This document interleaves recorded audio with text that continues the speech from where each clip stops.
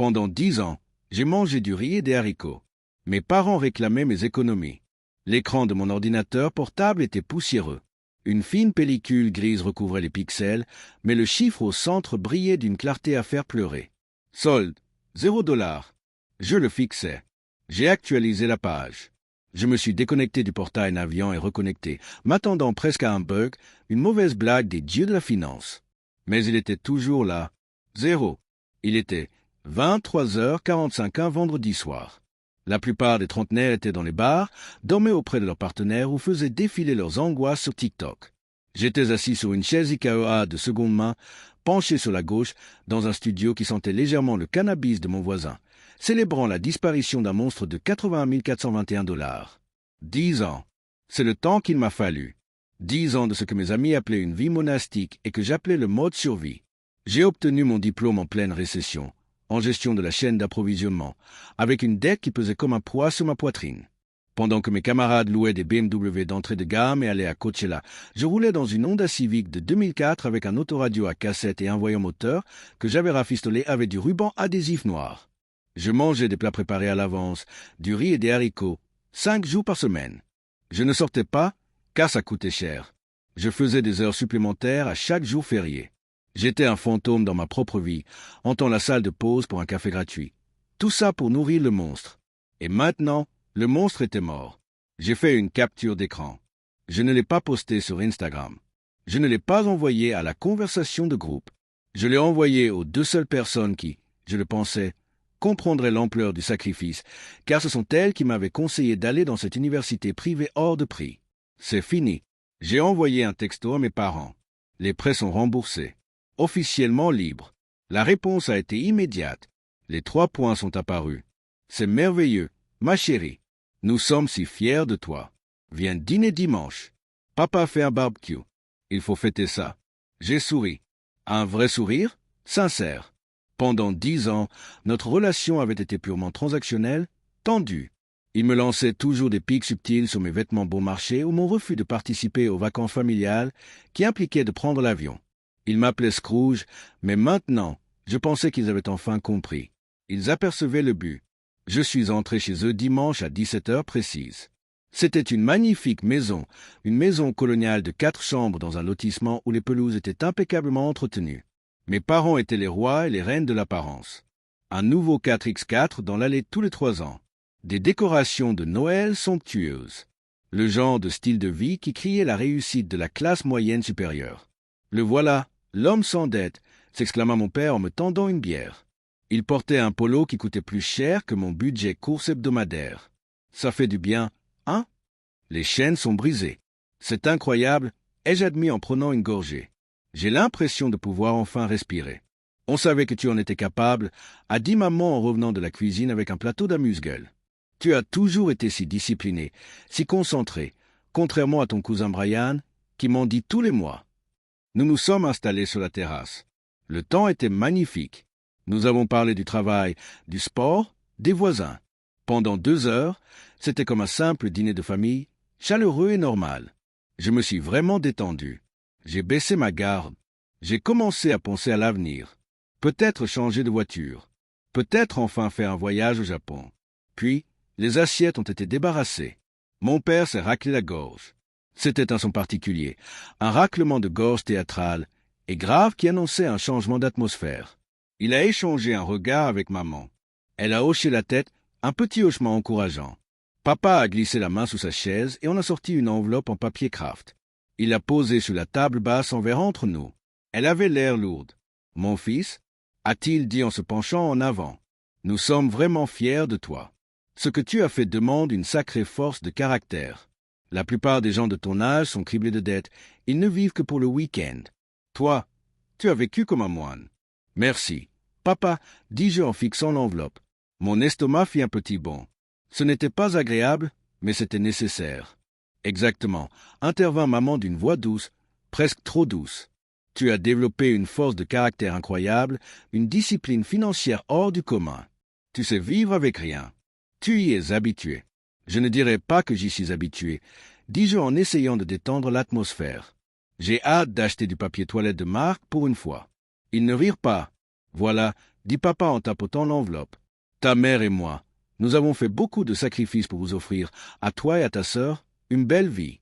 Cette maison, les voitures, l'image. Maintenir un certain niveau de vie a un coût. D'accord, dis-je lentement. La retraite approche, poursuivit papa. Mais le marché n'a pas été clément. Eh bien, nous avons des dettes. Il fit glisser l'enveloppe sur la table. Je n'osais pas la toucher. Elle me paraissait radioactive. Mais je tendis la main et l'ouvris. À l'intérieur, pas de carte. Une pile de relevés. Je les sortis. Visa Bank of America, 14 200 $. Carte Discover, 9 500 $. Une ligne de crédit hypothécaire, ELOC, 45 000 $. Un autre prêt personnel, 12 000 $. Le calcul mental fut instantané. Environ 80 000 $. Presque la somme exacte dont je m'étais tiré d'affaire pendant 10 ans. Je levai les yeux. Qu'est-ce que c'est? Ce n'est qu'une mauvaise passe, répondit maman rapidement en lissant nerveusement la nappe. On a un peu trop dépensé avec la rénovation de la cuisine l'an dernier, le voyage en Italie, et le camion de papa avait besoin de réparation. Ce n'est pas une mauvaise passe, maman, dis-je d'une voix monocorde. C'est une dette de consommation. Pourquoi me montres-tu ça? Papa prit une grande inspiration, comme s'il récitait un discours préparé. On a fait les calculs, j'essonne. Tu rembourses environ 900 $ par mois de tes prêts d'étudiant depuis 10 ans. Tu es habitué à ce que cet argent disparaisse. Tu n'en as pas besoin. Ton mode de vie est adapté à vivre sans. Je le fixai, interloqué. L'air sur la terrasse me parut soudain raréfié. Et papa reprit. Maintenant que ta dette est remboursée, tu as 900 $ de côté chaque mois. On aimerait que tu prennes en charge ce paiement. On s'est dit que, puisque tu as déjà pris l'habitude, ça ne changera rien pour toi, mais ça nous sauvera la vie. Silence. Un silence de plomb. Un oiseau gazouilla quelque part dans le jardin du voisin, l'air insouciant et joyeux. Vous voulez que je prenne l'argent que je viens de libérer, l'argent pour lequel je me suis privé de ressources, et que je le dépense dans tes cartes de crédit? Ce ne sont pas que les cartes de crédit, rétorqua maman, sur la défensive. Maintenant, il y a aussi l'entretien de la maison, les dépenses familiales. On t'a élevé. On a payé ton appareil dentaire. On s'est porté caution pour ce prêt au départ. Tu te souviens? Tu t'es porté caution? Dis-je en haussant le ton. Mais j'ai payé jusqu'au dernier centime. Je n'ai jamais raté un paiement. Pas une seule fois. Ce n'est pas la question. Papa frappa du poing sur la table, faisant teinter les bouteilles de bière. Le problème, c'est que maintenant tu es riche. Tu es libre. Nous, on est au bord de la faillite. C'est toi qui n'as ni enfant, ni femme, ni crédit immobilier. Tu as des revenus confortables que tu n'avais pas hier. On te demande juste de les consacrer à la famille. À la famille? Répétais-je. Tu as fait ça pour grand-père? Tu as remboursé ses dettes quand tu avais 30 ans? C'était différent. Maman s'emporta. Les temps ont changé. Non, dis-je en me levant. Non. Vous gagnez combien, vous deux? 180 000 $ par an. Moi, 65 000 $. Tu conduis un Land Rover. Moi, une Civic qui tremble à plus de 100 km/h. Tu es allé en Italie l'été dernier. Je suis allé à la laverie. Ne nous jette pas ça à la figure, m'a averti papa, le visage rouge de colère. On mérite de profiter de la vie. On a travaillé dur. Moi aussi. Ai-je crié? C'était la première fois que je criais sur mon père depuis l'adolescence. J'ai travaillé dur pour arriver à 0. Je n'ai pas travaillé aussi dur pour revenir à 80 000 parce que vous voulez vivre comme des millionnaires avec un budget de classe moyenne. Alors, tu dis non? La voix de maman est devenue glaciale. Le masque de la douce mère s'est effondré, révélant le froid calcul qui se cachait derrière. Comme ça, après tout ce qu'on a fait? Je dis non. Ai-je dit? Je dis absolument non. Espèce de petit égoïste, a craché papa. Tu te crois supérieur à nous? Parce que tu as économisé quelques sous. Tu crois que ça fait de toi un homme? Je crois que payer mes factures fait de moi un adulte, ai-je dit en attrapant mes clés sur la table. Chose que vous semblez avoir oubliée. Si tu t'en vas, menaça maman en se levant elle aussi. Ne t'attends pas à ce qu'on soit là quand tu auras besoin de quoi que ce soit. Ne t'attends pas à des dîners du dimanche. Ne t'attends pas à être dans le testament. J'ai ri, un rire sinistre et vide. J'ai regardé la pile de factures sur la table. L'héritage qu'il me laissait réellement. Maman, regarde cette table. Il n'y a pas de testament. Il n'y a pas d'héritage. Il n'y a que des dettes. Tu menaces de me sortir du pétrin que tu as creusé. Je me suis retourné et j'ai traversé la maison. J'ai dépassé le salon avec sa télé de 216 cm. J'ai dépassé la cuisine avec son plan de travail en granit qui, apparemment, m'avait coûté une partie de ma santé mentale. Je suis sorti par la porte d'entrée et je suis monté dans ma vieille Honda. En reculant dans l'allée, mon téléphone a vibré. Une notification de mon application bancaire. Mon salaire était arrivé. Pour la première fois en 10 ans, cet argent était à moi. En entier. Le trajet du retour fut un tourbillon d'adrénaline et de tremblements. La culpabilité m'a envahi par vagues, comme je le savais. On m'avait inculqué ces valeurs depuis ma naissance. La famille avant tout. Honorer ses parents. Ne pas être avide. Mon téléphone s'est mis à vibrer avant même que je ne prenne l'autoroute. Maman, je n'arrive pas à croire que tu nous aies fait une telle honte.